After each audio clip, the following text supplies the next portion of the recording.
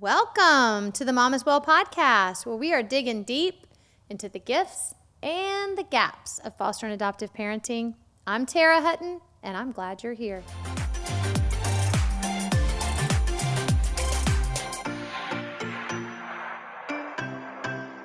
Mama's Well. Yes, she is. Hey, we're turning 21 today. This is episode 21. And so in celebration, I can't even believe we have 21 episodes, but I took a look back and over the last 20 episodes and just kind of asked myself, what all have you learned? And oh my goodness, I have learned so much. I have been challenged in so many ways. If you can imagine sitting here, talking to you, listening to experts, sharing things that I've learned, things, victories and defeats, gosh, I can be super hard on myself when it comes to the in my home, working through the issues, why, some of the things. Who are you to talk about this stuff? You certainly don't have it all together. And I don't. Absolutely, I don't. And so I wanted to reflect back and just think about what are some of the big takeaways that I've had. And there are a lot. So this may be a part 1 and a part 2. We'll see. But today I want to talk about five big takeaways, 5 things that maybe I've thought of before, maybe I've even uncovered before, but that have become really powerful in my life since we started this journey. And so that's what we're going to do. We're going to talk about those. And I wrote them down, and I want to just go through them and just recap a little bit. The first one is something that's definitely not new to me. I may just need to surrender that this is going to be for the rest of my life thing, and that's okay. I'm okay with that. But that is that I cannot control any circumstance, any feeling, any reaction, anybody else but myself. And that's a hard one, because when I feel vulnerable, when I feel out of control, when I feel afraid, when I feel scared, when I feel like I don't know what to do, the first thing that I do is I try to control my situation. I try to control the people that I perceive are causing me the discomfort or the vulnerability. I try to control the people in my life or the circumstances in my life. And so, that hasn't worked for me thus far.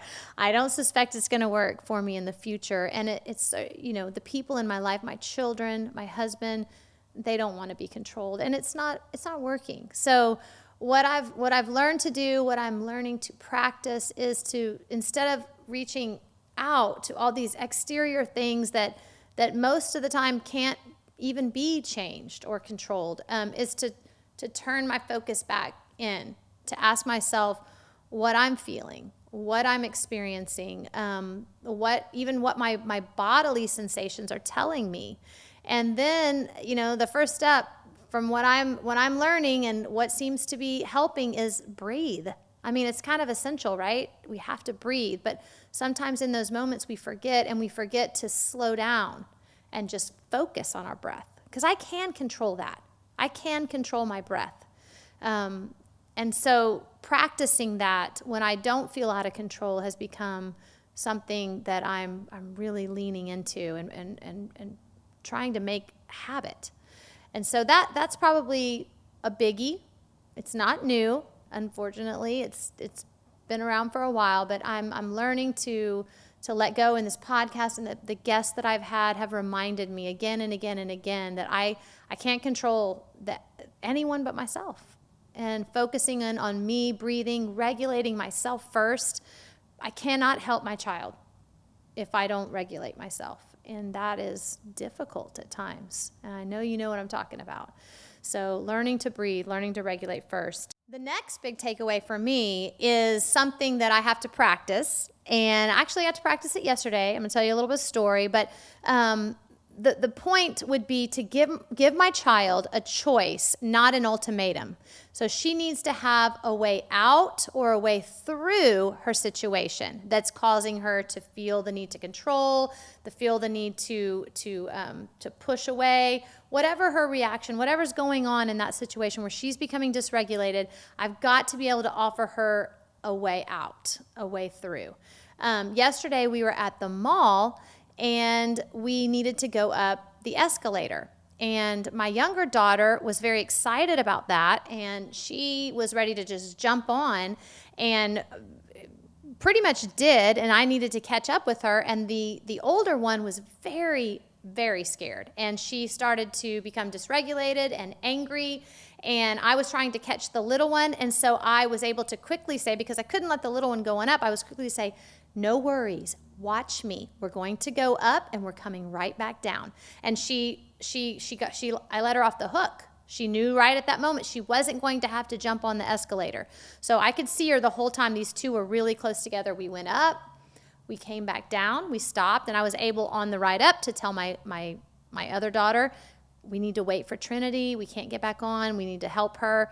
And so we stayed there for a few minutes. I could tell she still wasn't ready. And I said, hey, you want to watch me one more time? And it gave her another opportunity to sit and to be with it without me forcing her. You know, I could see myself in the past. We have to go up this elevator. We're in a hurry. We're this, we're that. And for whatever reason, yesterday I was in a space that I could see in the bigger picture. And I could see that she needed time to process what she was going to do. She wanted to do it, but she was terrified. And so after the little one and I went up and down a couple of times, we stood at the bottom and we came up with a plan. And it was her plan. And she wanted to hold my hand. She wanted to hold onto the rail. So she had ways to do it. And before we left that mall, I bet we went up and down that escalator at her suggestion, at her request, 15 times. It was awesome. And then I could say all the while, look at you. You're so brave. You're so strong.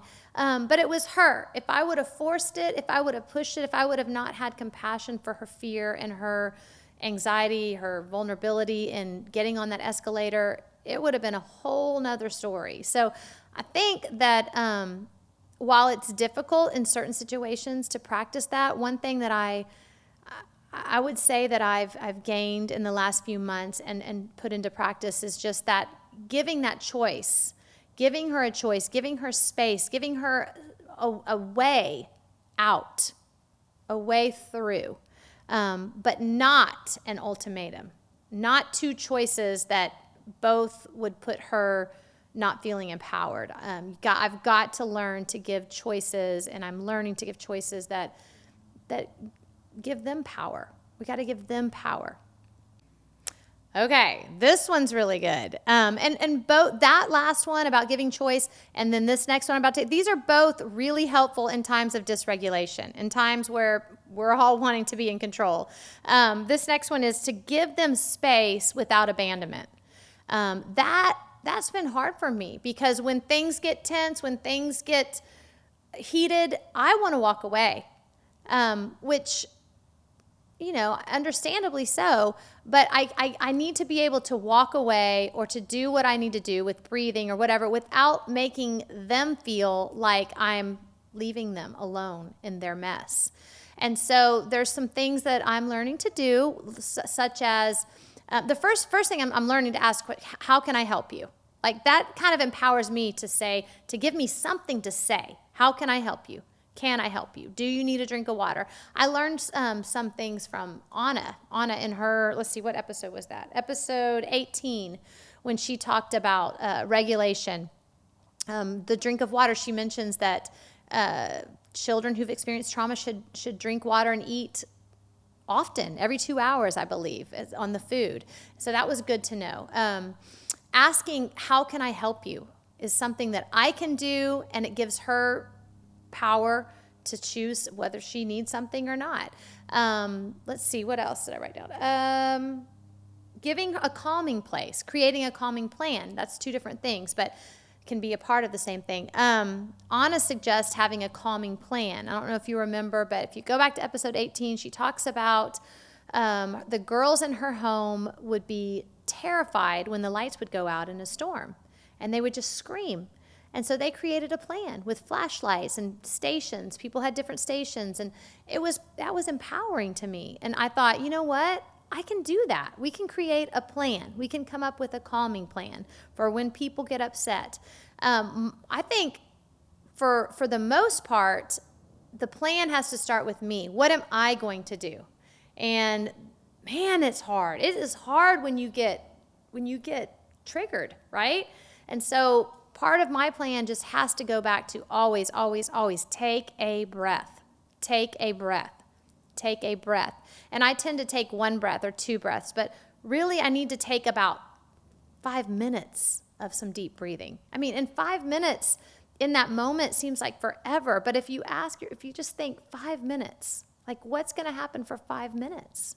Probably not much if you're breathing. It's probably going to de-escalate just by you breathing. So that's something I'm learning to practice. Having a calming station. This is something that we're kind of in the process of setting up. I talked about it with my daughter recently. But a chair, and she kind of has a chair. There's a chair in my room that she tends to go to. But beside that chair, a basket with a puzzle. This is the part I don't have yet, but like maybe I can find an old CD player and some headphones where there's a CD in there that maybe is calming to her. Because I don't want her to have any kind of electronics, because I think that she could just go down that rabbit hole real easily. But and then I'd never get her out of that chair. But I think if she had a puzzle, I think if she had some music, a blanket, maybe some sensory toys, or ball or something like that, that would be helpful. And that she knows it's okay to go to that place. That's a good place. That's a safe place. That's a place for me, and I can come to that place, and I can leave that place at my own discretion. And then letting her know that I'm here for her, and that I can sit by her, or if she doesn't want to be around, just letting her know I'm going to be right here. I remember Madison in her episode. What was Madison's episode? Maybe episode 15-ish. Madison talked about be with me in my feelings. Don't leave me. Maybe you don't know how to handle those feelings, but just stay there with me. And so if I can just stay in the room with her, or stay near, or maybe I'm just say, hey, I'm going to be in the bathroom. I'm right here. I'll come back and check on you in a minute. If she doesn't want to be with me, if she pushes me away, which sometimes that's the case, just letting her know I'm not leaving. I'm here. I'm here for you. Number 4, never underestimate the power of letting somebody know you believe in them. This was really powerful for me it was Cindy's episode 16. She's a birth mom of Madison. And if you haven't seen those episodes, episode 8, episode 15, and 16, they all go together. So we have, in this particular episode, Cindy is telling the story about Nicole, who was the foster mom who raised Cindy's daughter for a period of probably, 10 years, maybe a little bit less, in and out of the most part of 10 years, telling the birth mom that she wasn't done being a mama and that she believed in her. And that was a pivotal moment for Cindy. And so I just got to think, that just touched me. And we can never underestimate the power of letting somebody know that you believe in them. We need to let our kids know we believe in them. Let our husbands know we believe in them. That stuck with me. Never underestimate letting someone know you believe in them. And number 5, all of this, everything I am learning, I have to let myself off the hook, because it's just a practice. It is a practice. I'm getting a little bit better. We're always getting a little bit better with practice. And we don't expect ourselves to perform perfectly in other things. We're not going to be able to perform perfectly in parenting. It doesn't happen. It can't happen. So let go of my expectations and my judgments of myself, just accepting what is, and then practicing and knowing that when I practice deep breathing, that I'm going to get better, that it's going to become more natural to me, that it's going to become my go-to instead of my last resort.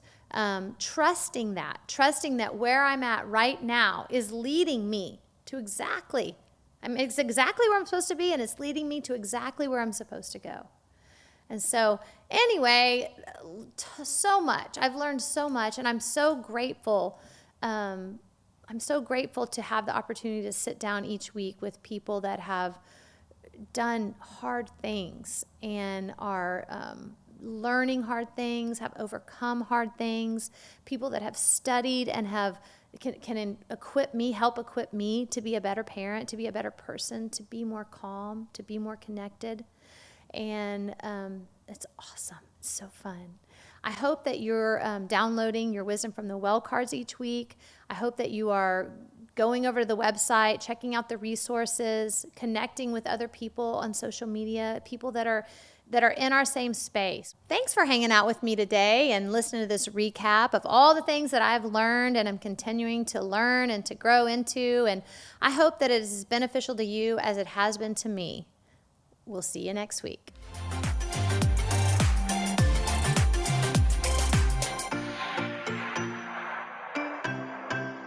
Mama's well. Yes, she is.